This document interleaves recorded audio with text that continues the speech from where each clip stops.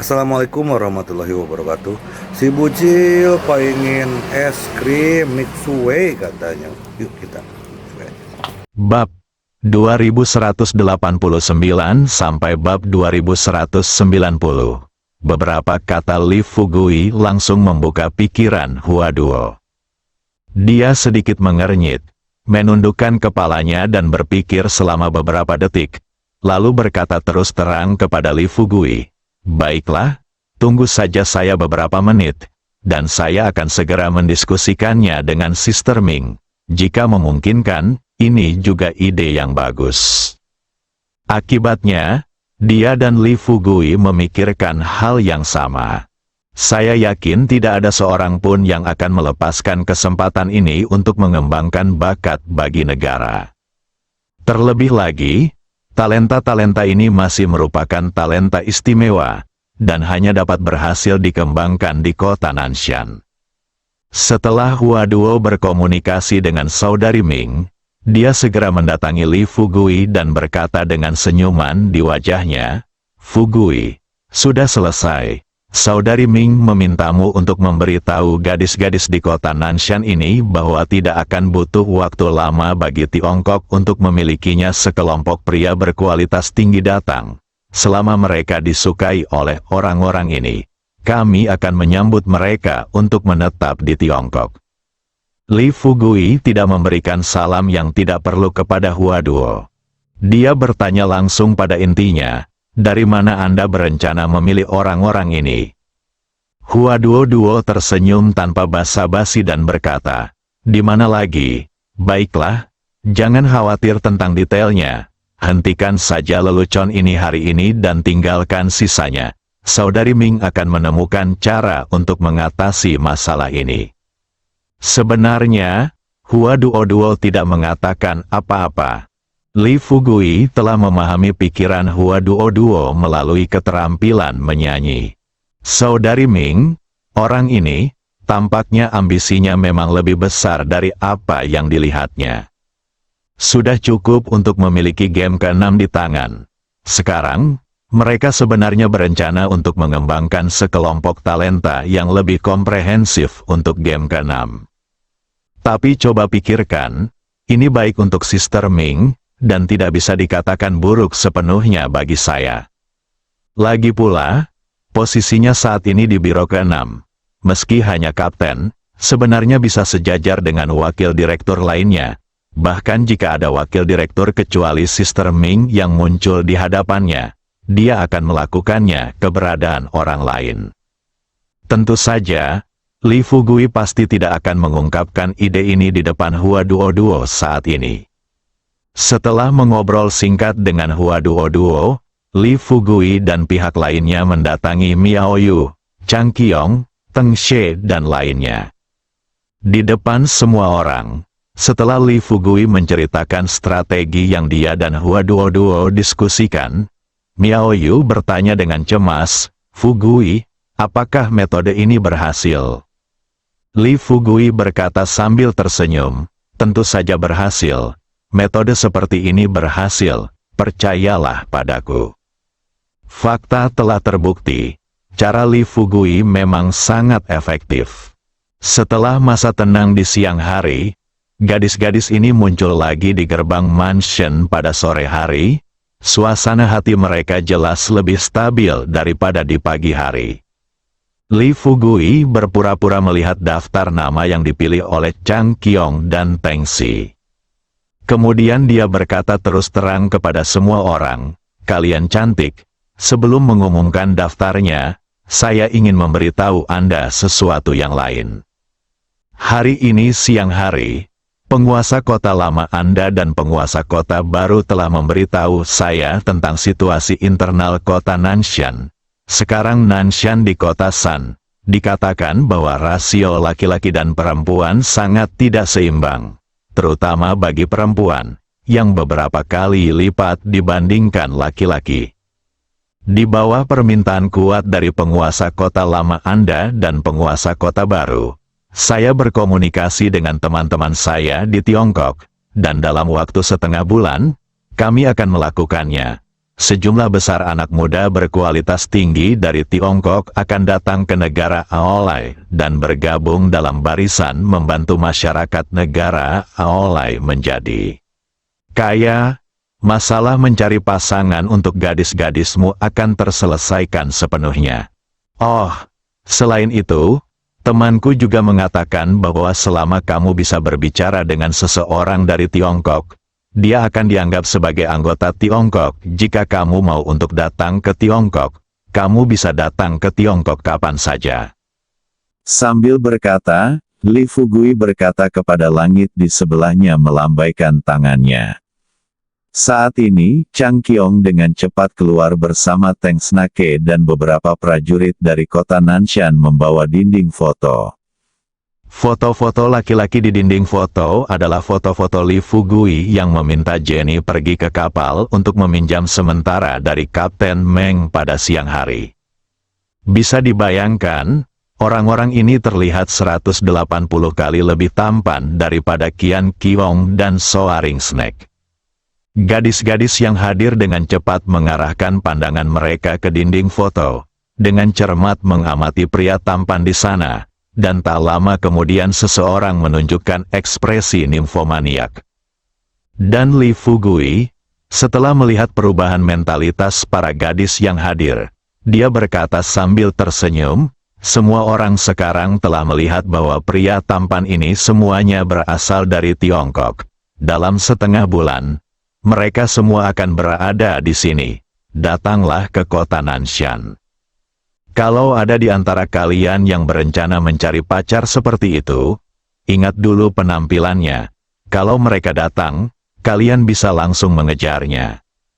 Tentu saja, untuk pernikahan harus ekstrim banget. Baguslah kalau kamu bisa menjadi istri mereka. Tidak masalah jika kamu tidak bisa. Pokoknya, tidak akan lama lagi seorang pemuda yang lebih tampan dari kedua lelaki tua ini akan kembali. Mengapa kamu bersikeras? Apakah kamu mencari hidup dan mati untuk menikahi dua gangster tua ini? Chang Qiong dan Teng dia merasa sedikit tidak nyaman setelah mendengar apa yang dikatakan Li Fugui. Tetapi setelah dipikir-pikir, mereka sekarang dikatakan demikian oleh Li Fugui di depan semua orang.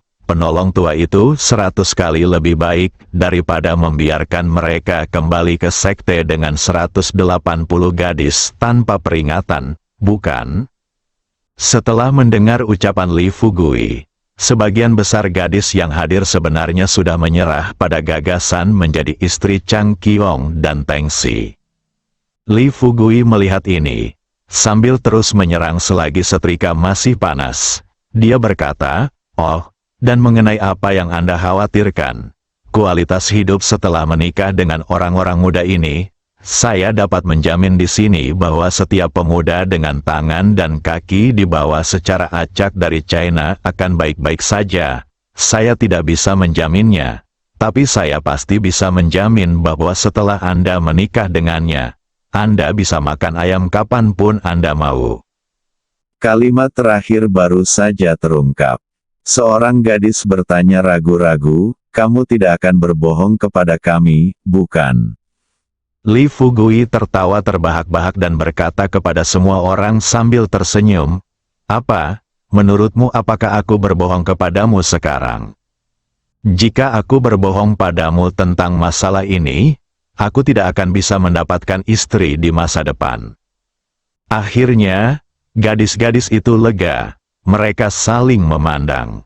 Lalu mereka berbisik bersama. Setelah beberapa saat, seorang gadis berdiri dan dengan rasa ingin tahu bertanya kepada Li Fugui, "Jadi kapan daftarnya akan diumumkan?"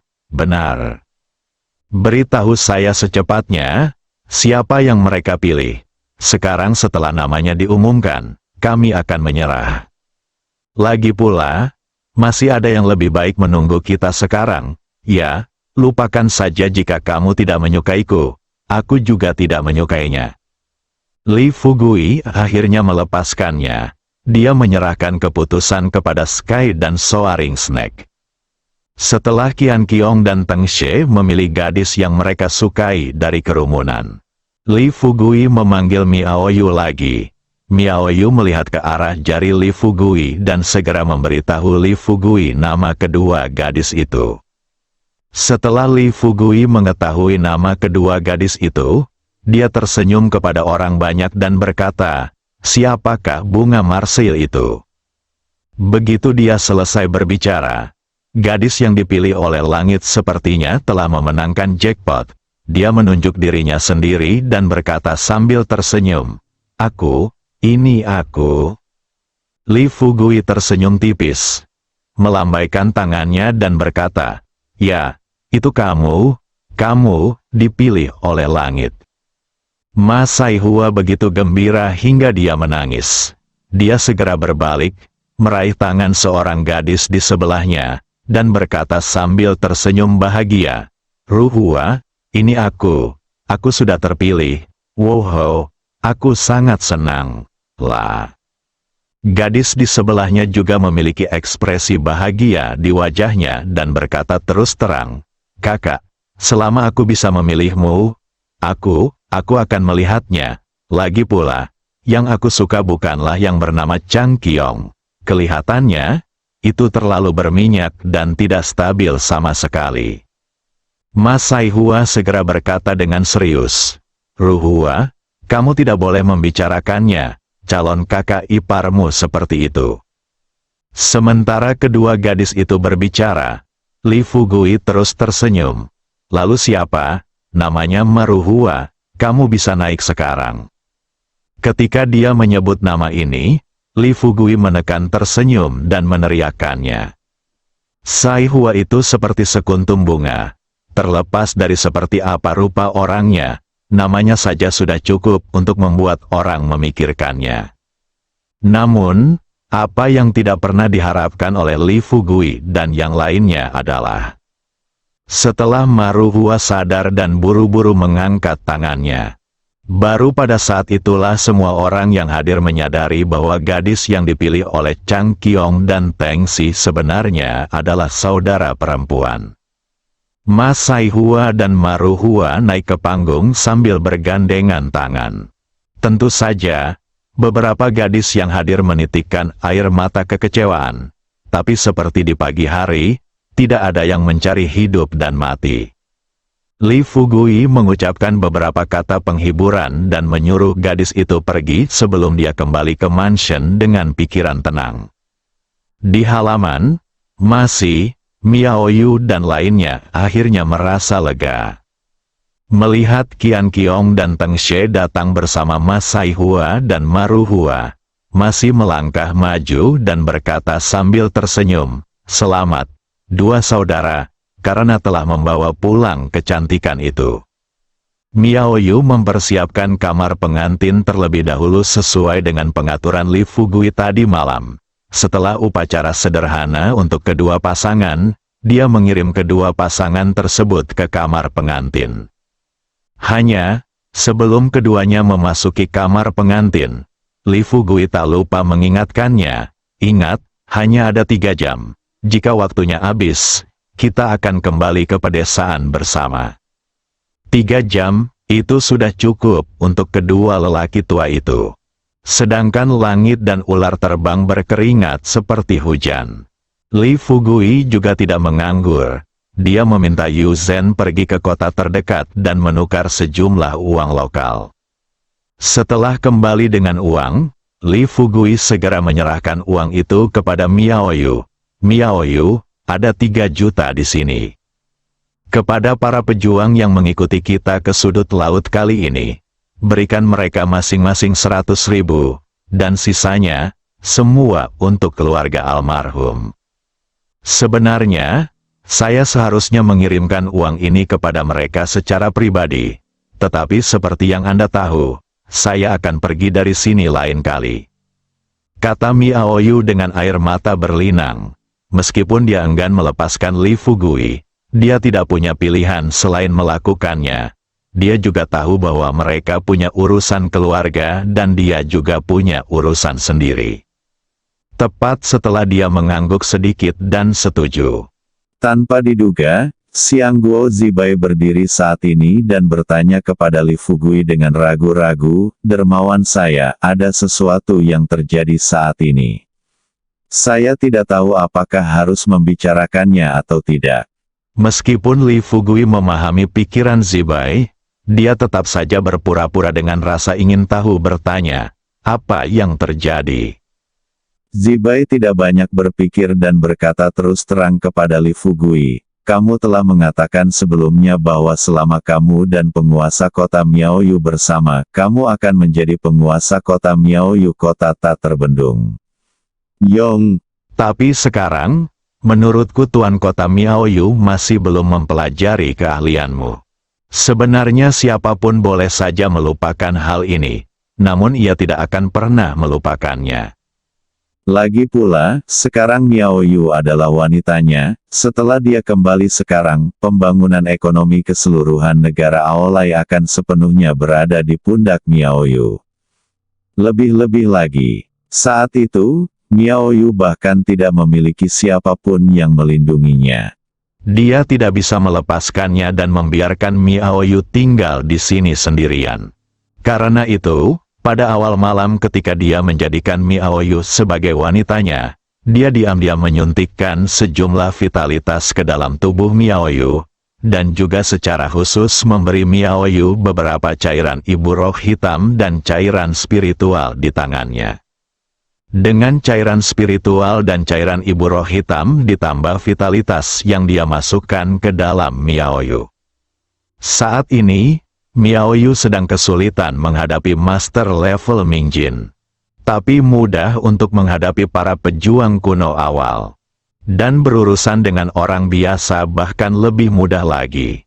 Tetapi, sekarang, untuk membuat Zibai dan yang lainnya menyadari hal ini, Li Fugui tersenyum pada Miaoyu dan berkata, "Miaoyu, itu bagus, kenapa kamu tidak menunjukkannya kepada semua orang?" Miaoyu menarik kembali pikirannya.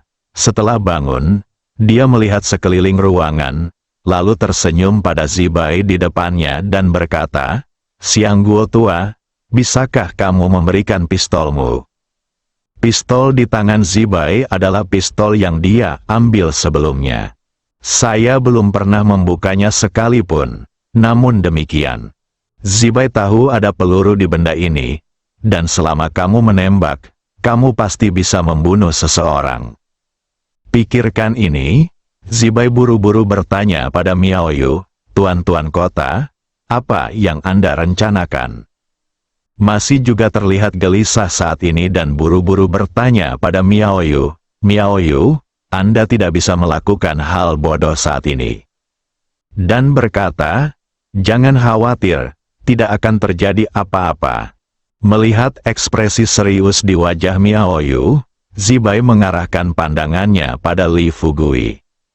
Sebagai Perdana Menteri Kota Nanshan, ia dapat dianggap lebih rendah dari 1 orang dan lebih tinggi dari 10.000 orang. Hari ini, Tuan Kota yang baru-baru duduk di posisi ini selama beberapa hari. Jika Tuan Kota yang baru meninggal karena kelalaiannya sendiri, dia akan menyesalinya seumur hidupnya. Dermawan, meskipun Anda telah baik terhadap kota Nanshan kami, tetapi dalam masalah hari ini, saya harap Anda dapat berjanji kepada saya bahwa Miaoyu tidak akan terluka apapun yang terjadi. Wajah Li Fugui penuh percaya diri. Dengan ekspresi di wajahnya, dia tersenyum dan berkata, "Jangan khawatir, tidak akan terjadi apa-apa padamu selama aku di sini." Semua orang di tempat kejadian masih memiliki kepercayaan yang besar pada Li Fugui. Jadi setelah Li Fugui menjatuhkan kata-kata ini, Marci mengangguk lebih dulu. Melihat ini, Zibai dengan hati-hati menyerahkan pistolnya kepada Miaoyu. Miaoyu melihat pistol itu dengan hati-hati. Setelah beberapa saat, dia mengangkat pistolnya dan mengarahkan moncongnya ke kepalanya. Zibai, Masi dan yang lainnya terkejut. Tepat ketika mereka hendak memblokirnya, Miaoyu sudah menarik pelatuknya. Bang, hanya suara teredam yang terdengar, dan peluru berterbangan di sepanjang moncong pistol. Jika masih tidak dirawat oleh Lee Fugui sebelumnya, dia mungkin akan langsung diusir dalam adegan seperti hari ini. Dia tersentak. Dia dengan cepat bergegas menuju Miaoyu. Bersambung.